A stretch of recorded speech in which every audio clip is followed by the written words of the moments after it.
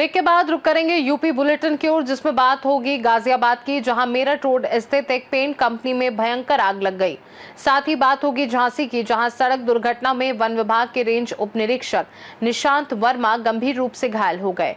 ऐसी तमाम खबरों पर विस्तार से डालेंगे नजर। गाजियाबाद में मेरठ रोड स्थित मैनापुर इंडस्ट्रियल एरिया की एक पेंट कंपनी में भीषण आग लग गई। आग इतनी विकराल थी कि इसकी लपटें करीब 50 फुट तक ऊपर उठती दिखाई दे रही थी। सूचना मिलते ही पुलिस और दमकल विभाग की टीमें मौके पर पहुंच गई। आग की गंभीरता को देखते हुए नोएडा, हापुड़ और मेरठ समेत कई फायर स्टेशनों से करीब 20 फायर टेंडर बुलाए गए, जिसके बाद दमकल कर्मियों ने आग पर काबू पाने का प्रयास शुरू किया। आग की चपेट में पास में स्थित एक स्क्रैप गोदाम भी आ गया। फिलहाल आग लगने के कारणों का पता नहीं चल पाया है। हालांकि राहत की बात यह है कि इस घटना में कोई जनहानि नहीं हुई है। आज किस फैक्ट्री में आग लगी है, कितनी गाड़ी अब तक लग चुकी है, कहाँ से गाड़ी मंगाई गई है अब तक? ये आज दिनांक 5 मार्च 2026 को समय लगभग 20:56 पर फायर स्टेशन कोतवाली पर सूचना हमें प्राप्त हुई थी कि सरल स्क्रैप और अरविंद केमिकल्स करके ये मैनापुर इंडस्ट्रियल एरिया में फैक्ट्रियाँ हैं। हमारी कोतवाली से वैशाली, साहिबाबाद, लोनी, मोदी नगर, इसके अलावा मेरठ से, नोएडा से और हापुड़ से गाड़ियाँ घटनास्थल पे आई और हम लोग लगातार उसी समय से आग बुझा रहे हैं। इस समय जो सरल स्क्रैप है उसमें हमने आग को लगभग काबू कर लिया है और जो केमिकल की फैक्ट्री है उसमें हम लोग कोशिश कर रहे हैं, जेसीबी मंगाई है और उस साइड शटर तोड़ते हुए हम लोग आग बुझाने की कोशिश कर रहे हैं। क्या लगता है सर, कितना समय लग जाएगा आग बुझाने में? अभी नोएडा से भी हम लोग ने हमारी फायर सर्विस की आर्टिलरी टावर मंगाया है, उससे हम कोशिश कर रहे हैं और जल्द से जल्द उसको काबू करने की कोशिश करेंगे। लगभग 1 से 2 घंटा भी और लगने की संभावना है। गाजियाबाद से सीनू संवाददाता राजेंद्र चौधरी की रिपोर्ट।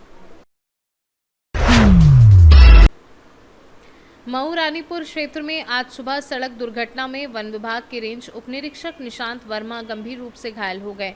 जानकारी के अनुसार निशांत वर्मा विभागीय डाक चालान लेकर गुरसराय जा रहे थे। जैसे ही वे राज पहरिया के पास पहुंचे, तभी तेज रफ्तार मारुति वैन ने उनकी मोटरसाइकिल को टक्कर मार दी, जिससे बाइक पूरी तरह क्षतिग्रस्त हो गई और वह गंभीर रूप से घायल हो गए।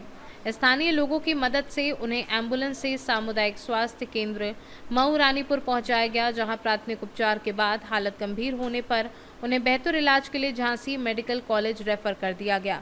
सूचना मिलते ही पुलिस मौके पर पहुंचकर दुर्घटनाग्रस्त वाहनों को कब्जे में लेकर मामले की जांच में जुट गई है। सर, एक एक्सीडेंट वाला मामला आया है, कहाँ की हो और क्या घटना हुई है? अभी लगभग आधे घंटे पहले एक वन विभाग के शायद अधिकारी या कर्मचारी जो है उनका किसी रोड पे एक्सीडेंट हुआ है। काफी चोटें लगी हैं, सर में, मुंह में, नाक से खून आ रहा है, जिनका फर्स्ट एड और ट्रीटमेंट करने के बाद झांसी के लिए रेफर किया।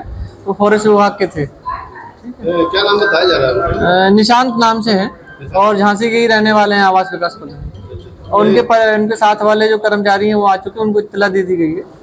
लगभग कितने समय की घटना है ये? लगभग आधा घंटा हुआ होगा। वो अभी उतना बोलने की स्थिति में है नहीं, इसलिए साफ बता नहीं पा रहे हैं।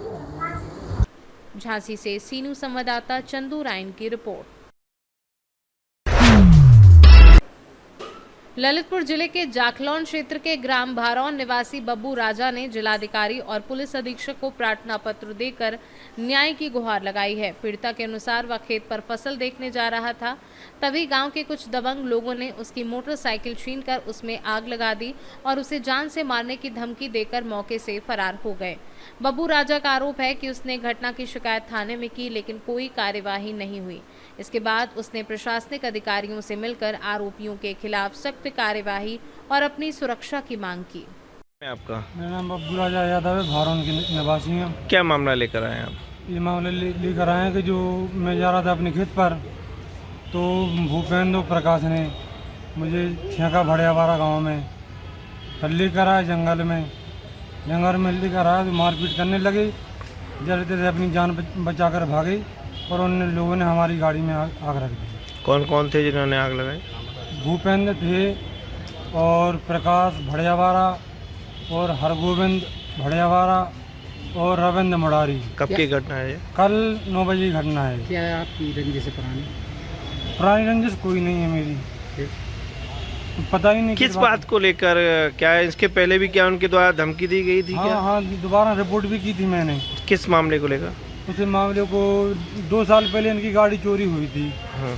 तो इसको मेरे से टॉर्चर कर रहा है 1 साल से ये कि तुम उसमें शामिल हो। हाँ। पंचायत भी हो गई, तो कोई कुछ मेरा से निकला था उसमें, फिर भी ये हमको बार बार धमका रहे और जान से मारने की कोशिश कर रहे। क्या चाहते हैं आप? हमें ये चाह कि हमारा फैसला कर दो साहब, ना बस। ललितपुर से सी न्यूज़ संवाददाता विकास सोनी की रिपोर्ट।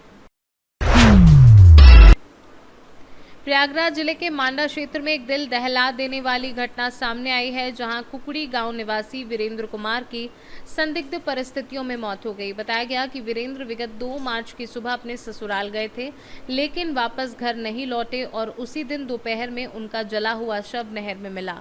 मृतक के परिजनों ने वीरेंद्र की पत्नी ज्योति और ससुराल पक्ष पर हत्या का आरोप लगाया है। परिवार का कहना है कि दिसंबर में हुए एक्सीडेंट में वीरेंद्र का बायां हाथ टूट गया था, जिसके बाद पति पत्नी के बीच विवाद बढ़ गया था और वे अलग रहने लगे थे। ग्रामीणों का दावा है कि वीरेंद्र को जलाकर नहर में फेंका गया था, जबकि परिजनों ने पुलिस पर आरोपियों को छोड़ने का भी आरोप लगाया है। फिलहाल मांडा पुलिस ने मामले की जाँच शुरू कर दी है और उचित कार्यवाही का आश्वासन दिया है। प्रयागराज से सी न्यूज़ संवाददाता अंशु कुशवाहा की रिपोर्ट।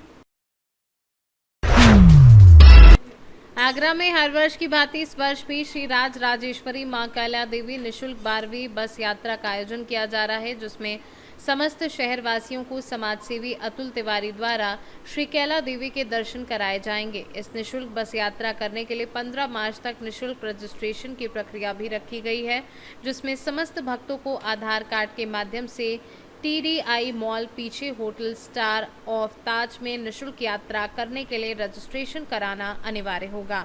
18 मार्च को सभी बसें भक्तों को लेकर hotel star of Taj Fatehabad road से कैला देवी के लिए प्रस्थान करेंगी। इस यात्रा में यात्रियों के लिए सुविधाओं का भी पूरा ध्यान रखा जाएगा।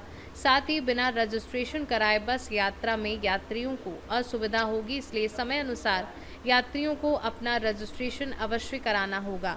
समाज सेवी अतुल तिवारी दिलीप आगरा में हर वर्ष की तरह इस बार भी मां कैला देवी मंदिर के दर्शन के लिए 12वीं निःशुल्क बस यात्रा का आयोजन किया जा रहा है।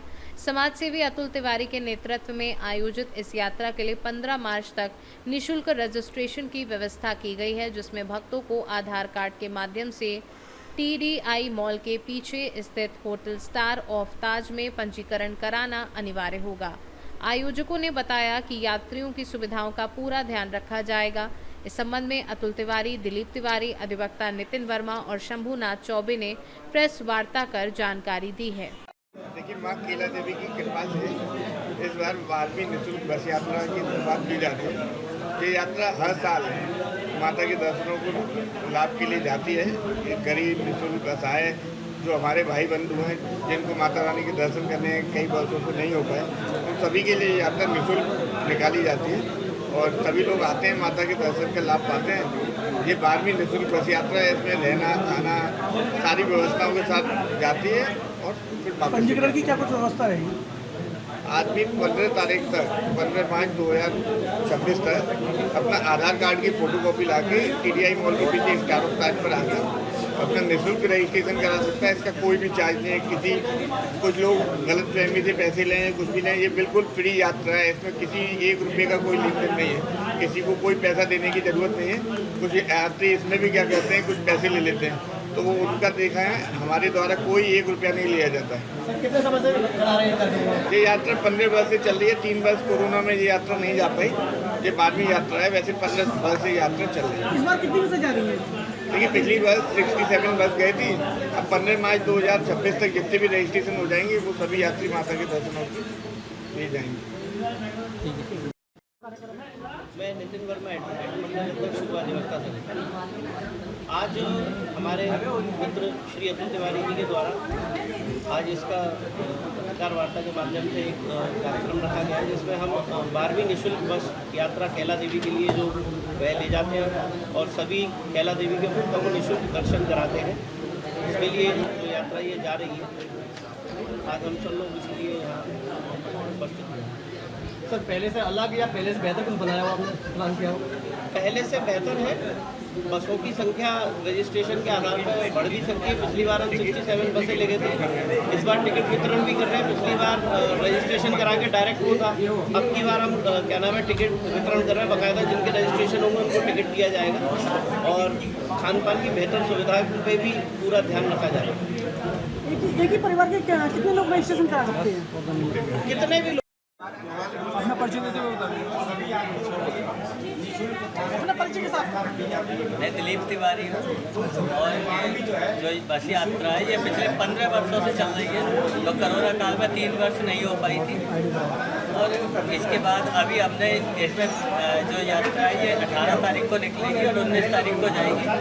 आपसे अनुरोध है कि सभी जितने भी भक्तों के पास आपके द्वारा ये खबर जा सके उनको ज़्यादा से ज़्यादा पहुँचाए, जिससे सभी लोगों को दर्शन लाभ प्राप्त हो। और यह 3 फेज में टिकट की गई है। जो बस के अंदर कुछ लोग बिना टिकट के वैसे आ जाते थे और व्यवस्था को गड़बड़ करते थे। आगरा से सीनू संवाददाता अनुज उपाध्याय की रिपोर्ट। यूपी बुलेटिन में फिलहाल के लिए इतना ही। बने रहिए सी न्यूज़ भारत के साथ। हर खबर आपके साथ, आपके हाथ।